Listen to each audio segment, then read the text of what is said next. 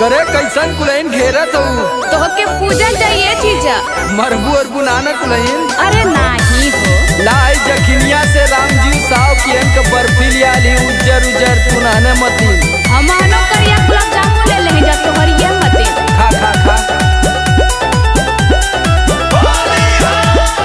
होली में जीजा जी ससुरारी डाहला रंगवा छटक छटक के आवा आवा चिच्चू ए चिच्चू होली में जीजा जी ससुरारी डाहला रंगवा छटक छटक के एक जानी बचे न पैबू रंग लहंगवा पटक पटक के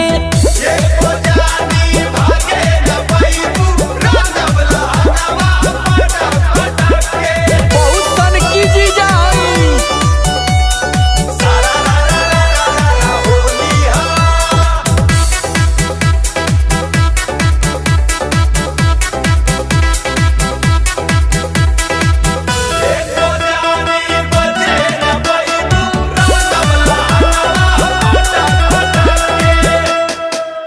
रंग पड़ी तोड़ता पड़ चलई बा भलही झापड़ चीख देबै सबको गरम भुजिया पापा। आवा रंग के बना चोखा बना देल जाई उलाट दे पड़ी तोड़ता पड़ चलई बा भलही झापड़ चीख देबै सबको होली में गुजिया पापड़।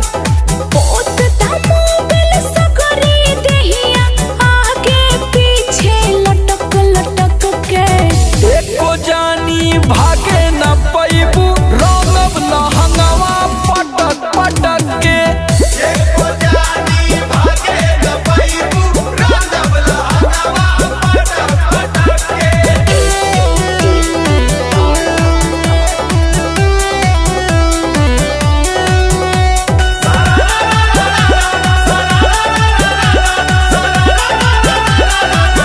रंग किनले बानी औल अब कोला जीजा लगबौल हमर त मनवा करे खेले के धरा धरौल। बीन देवल जाई बरवा हाँ तावा नियरवा रंग किनले बानी औल अब कोला जीजू लगबौल हमर त मनवा करे खेले के धरा धरौल।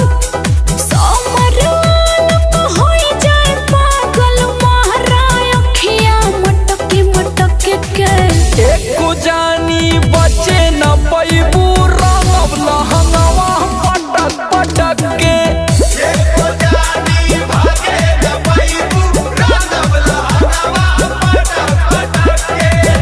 सरकत का है लोगन आवा अरे तू सन की हुआ हटा